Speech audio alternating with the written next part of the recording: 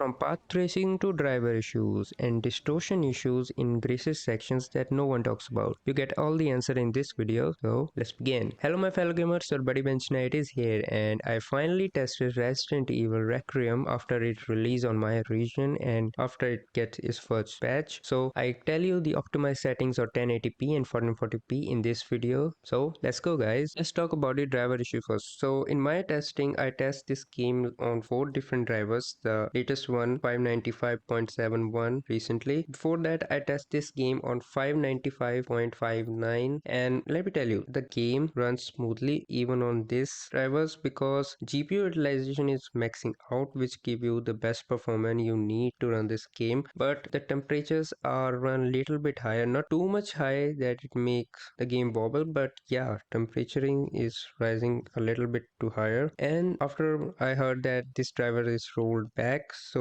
I tested this game on 591.86 and during my testing this is a very underutilization driver because your GPU not going to max out and it give you worst performance even in the opening scenario as you can see in this video. So I tested 578.66 as people mentioning that this driver is very stable and amazing performance, so I tested this driver. Okay, on my findings, specifically on my GPU or laptop, this driver performing well, but there are any issues that this is not stabilized for this game. Okay, let me tell you reason why. Because first of all, it not maxing out the GPU as it should. It reduced to 1 to 2% performance drop, and I see in this testing. And whenever you turn FG, even though I don't recommend using FG in this game, you can see white patches on this screen, and on my first testing it crashes. You can see this is crash, so it shows that this drivers, even though give a stable performance, it's not optimized for this game. So the recent one, the latest one, I tested out yesterday and those are the drivers I recommend you to use. 595.71 is the best driver to run this game because it maxing out the GPU, the temperature is not high, so these are the driver that actually optimized to run this game in my testing. If you have 4060, so just go with the latest driver that Nvidia offers to run this game smoothly. Let's jump into 1080p settings. And can you run path tracing? Yes, of course you can run path tracing on 4060 laptop with using the custom settings I tested and used to play this game. I'm going to make a gameplay series so you can see the performance you can get with the custom setting I use in this video, and I will talk about which settings are most intensive here. So path tracing is the most intensive one. If you using path tracing, keep in mind your FPS will drop higher than using ray tracing on high, but it looks so phenomenal. I just don't go to high ray tracing after using path tracing just once because it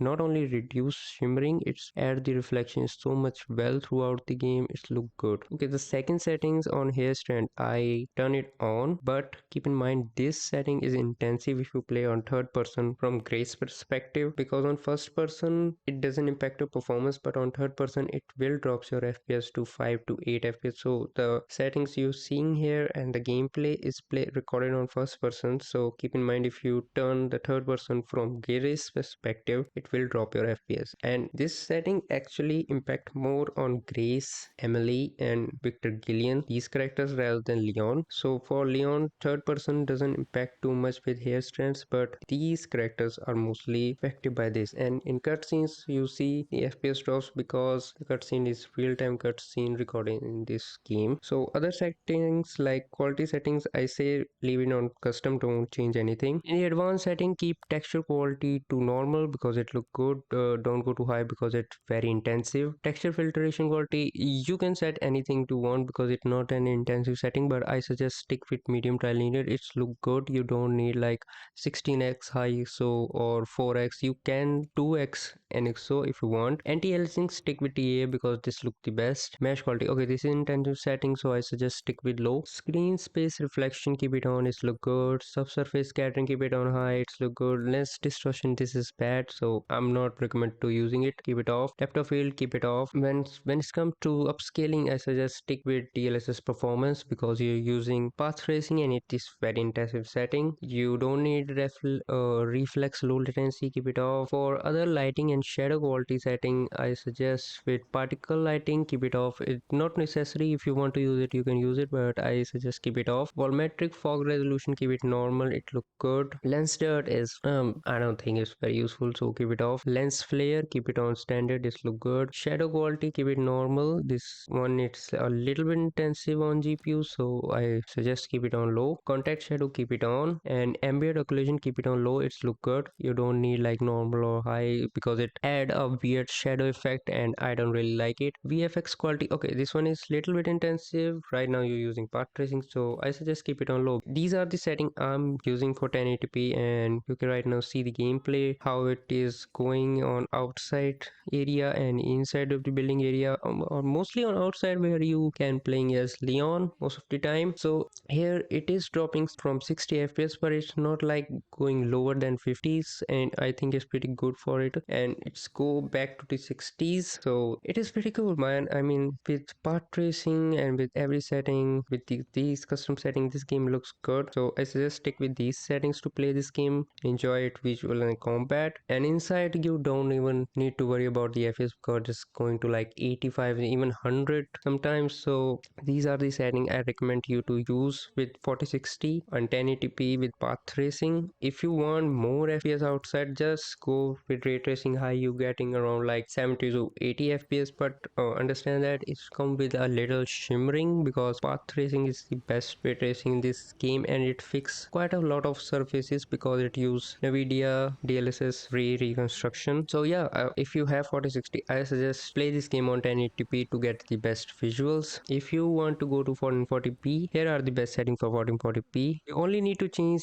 one setting, and that is path tracing to keep it on high, because using path tracing on 1440p is only give you like lower 40s to even drop into 30s, and I don't suggest you to do that because it's ruin your gameplay experience and the game smoothness is gone totally. So just use high ray tracing and keep all other settings the same to get the better performance and visuals on 1440p. There's one problem that no one's talk about, that when you wake in the gray section, there is a distortion whenever you move the camera fast around, and you can see that even though my GPU utilization is maxing out, the VRAM is not utilizing its full capacity. It's dropped to like 5.5 GB from 7.5 GB, and the only fix to this problem is to turning on VSync. VSync fix this distortion or ghosting that happening here, and I don't find this problem to other section as one I am tested, but I think maybe these problem have on other section on the game that I haven't tested yet. So my suggestion is go to your Nvidia app and turn on VSync from there to fast, and change the low latency mode to ultra to improve your latency in the game. And you don't need to turn the VSync inside the game. Doing this setting will keep your game run smoothly. Have fun with it. I think this glitch happens because RE engine uses variable rate shading and temporal smoothing logic in this game internal clock. So without VSync, these frames are sending to GPU as fast as possible in that room, which causing this distortion effect because past frame and current frames are colliding with each other. To stop this, using VSync is the only way to fix it, because when you turn VSync, the internal logic cycle of monitor refresh rate starts to work, and which commands the engine to work as according to the display refresh rate, which effectively adds the buffer rates to remove this error and make the game look solid or smooth again without any distortion. So this is the fix of this distortion problem that I face, and if you're facing this same problem, this is the solution. So if you like this video, please give us a like and subscribe to my channel to get more amazing optimized setting content on 4060 laptop, and get ready for my upcoming gameplay series for Resident Evil Requiem to see how well my RTX 4060 laptop perform in this game and how well is my aiming is. So see you guys in the next one.